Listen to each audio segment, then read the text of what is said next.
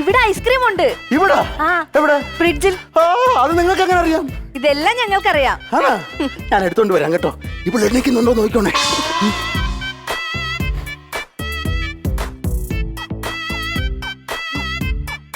എടാ ഫോൺ അതിനകത്ത് വച്ചില്ലടാ.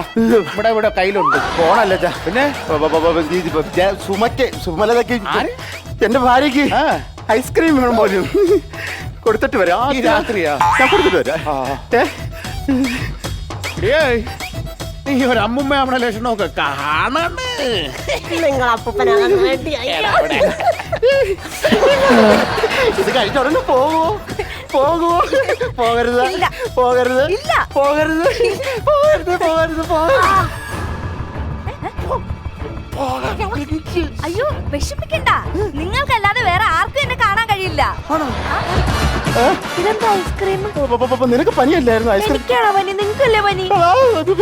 മാറി കിട്ടത്തില്ല.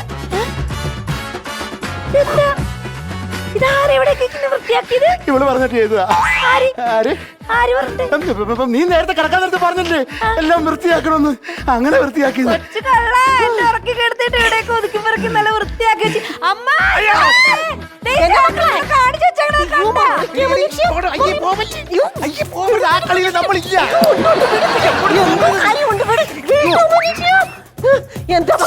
ഇങ്ങോട്ട് നോക്കി ഇത് കണ്ട. ഇതെല്ലാം വൃത്തിയാക്കിയതാരാ? ഞാനാ. എന്റെ ദൈവമേ, നീ നന്നാവാൻ തീരുമാനിച്ച മക്കളെ. എന്റെ ദൈവമേ, നീ എന്റെ പ്രാർത്ഥന കേട്ടല്ലോ. അതെ, രാവിലെ പണിക്ക് പോണോ? രാവിലെ പണിക്ക് പോണോ?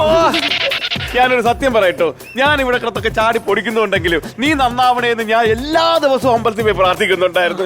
ആ പ്രാർത്ഥന ദൈവം കേട്ട്. ഒരു മിനിറ്റ്, നീ വന്ന്. എന്താ? അല്ലല്ല, അച്ഛനോടല്ല. അല്ല, ഞാൻ വേറെ ആളെ. ഞാനൊരു സംശയം ചോദിച്ചോട്ടെ? എന്താ? അവരുടെ പ്രാർത്ഥന കേട്ടിട്ടാണോ ദൈവം ഇയാളെ ഇങ്ങോട്ട് വിട്ടത്, അതോ എന്റെ പ്രാർത്ഥന കേട്ടിട്ടാണോ ഇയാളെ ഇങ്ങോട്ട് വിട്ടത്? ഞാൻ പറഞ്ഞില്ലേ, ഈ വീട്ടിലെ നിരന്തരമായ പ്രാർത്ഥന കേട്ടിട്ടാ ദൈവം എന്നെ ഇങ്ങോട്ട് അയച്ചത്.